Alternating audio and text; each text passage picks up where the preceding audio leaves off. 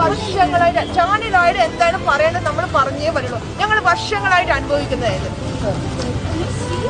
അമ്മ പേടിക്കുന്നേ.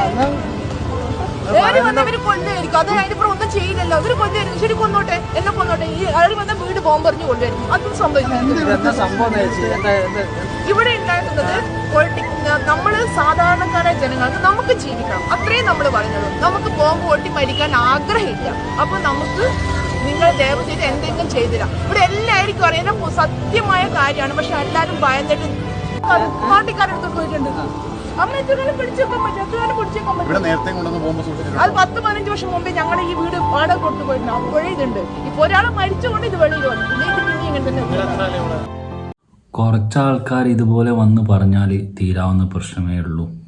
പക്ഷേ ഭാവിയെ ഓർത്തിട്ട് ആരും മുന്നോട്ട് വരുന്നില്ല.